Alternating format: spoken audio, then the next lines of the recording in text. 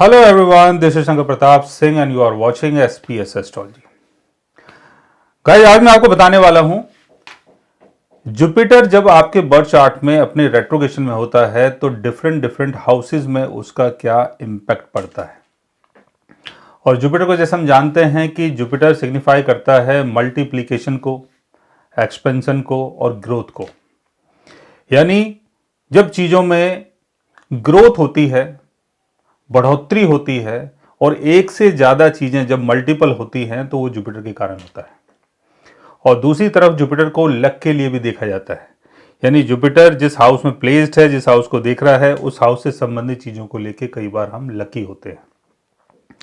लेकिन ऐसा जुपिटर अगर रेट्रोगेशन में आ जाए यानी वक्री हो जाए तब क्या होगा। कोई भी प्लेनेट अगर वक्री होता है और जिस हाउस में उसकी प्लेसमेंट होती है या जिस हाउस को वो देख लेता है उस हाउस की चीज़ों को वो डिले कर देता है और उसके लिए हमें बहुत ज़्यादा एफर्ट्स लगाने पड़ते हैं और एफर्ट्स लगाने के बाद चीज़ें प्रॉपर मिल पाती हैं जिनके लिए हम एफर्ट्स लगा रहे हैं। अब जैसे जुपिटर अगर आपके फर्स्ट हाउस में है और मैंने आपको बताया कि जुपिटर मल्टीप्लिकेशन, एक्सपेंशन और ग्रोथ का कारक है, तो यहां पर ये आपके नाम को, आपके फेम को, आपकी पहचान को और जो भी आपके शारीरिक गुण हैं या शारीरिक ग्रोथ है उसको जुपिटर डिले कर देगा। सेकेंड हाउस में अगर इसकी प्लेसमेंट होती है तो वैल्यू एंड वेल्थ को डिले कर सकता है। यानी पैसे में जो आप कई बार देखते हैं कि बहुत सारा पैसा आ गया है, बहुत सारी सेविंग हो गई है और उसके कारण आप बहुत सारी महंगी महंगी चीज़ें परचेज भी कर रहे हैं, चीज़ें बढ़ रही हैं, एक्सपेंशन हो रहा है। तो जुपिटर अगर अपने रेट्रोगेशन में है, सेकंड हाउस में है, तो इन सारी चीज़ों को यानी ग्रोथ को जुपिटर यहाँ पर स्लो कर देगा यानी रोक देगा या बीच बीच में अटका सकता है। थर्ड हाउस का संबंध आपके स्किल से है, आपके यंगर सिबलिंग से है, उन सब चीज़ों में डिले हो जाएगा यानी वो सारी चीज़ें रुक जाएंगी। फोर्थ हाउस यानी आपका घर, आपकी बिल्डिंग, आपकी गाड़ियां, घर का सामान, उन सब चीज़ों की ग्रोथ जो है वो रुक जाएगी। यानी हो सकता है कि आपका छोटा घर हो या एक से ज़्यादा घर ना हो, एक ही घर हो, एक से ज़्यादा गाड़ियां ना हो, एक ही गाड़ी हो या छोटी गाड़ी हो, ये सारी चीज़ें हो सकती है। फिफ्थ हाउस का तो संबंध लव एंड रोमांस से है, चाइल्ड बर्थ से है, इन सब चीज़ों को डिले कर सकता है। सिक्स्थ हाउस यानी जॉब, जॉब में कोई ना कोई परेशानी आती है और जॉब में जो आपको आगे चल के थोड़ी बहुत तरक्की मिलती है वो हो सकता है कुछ टाइम के लिए डिले हो जाए।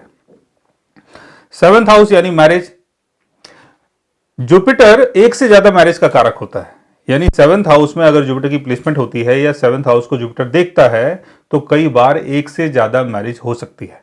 तो यहां पर अगर जुपिटर की प्लेसमेंट है, जुपिटर अपने रेट्रोगेशन में है, तो ये आपके मैरिटल कंफर्ट्स को बिगाड़ सकता है। यानी हो सकता है कि आपकी फर्स्ट मैरिज भी ना हो या फर्स्ट लाइफ पार्टनर के साथ जो आपकी अंडरस्टैंडिंग है वो मैच ना करे। एट्थ हाउस यानी आपके इन लॉज और आपके लाइफ पार्टनर की सेविंग, उन सब चीज़ों को डिले कर सकता है। नाइन्थ हाउस यानी आपकी एजुकेशन और आपका जो बिलीफ होता है गॉड के प्रति, वो सारी चीज़ें कई बार डिले हो जाती है।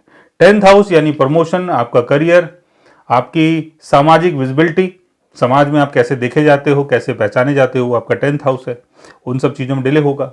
आपकी प्रमोशन हो सकता है डिले हो जाए, उसके लिए एफर्ट्स लगाना पड़े। 11th हाउस यानी इनकम और आपका फ्रेंड सर्कल, आपका फ्रेंड सर्कल हो सकता है बहुत कम लोगों का हो, बहुत कम फ्रेंड हो, इनकम के सोर्सेज बहुत कम हो, एक से ज़्यादा ना हो, एक ही सोर्स हो और उसमें भी इनकम कम आती हो।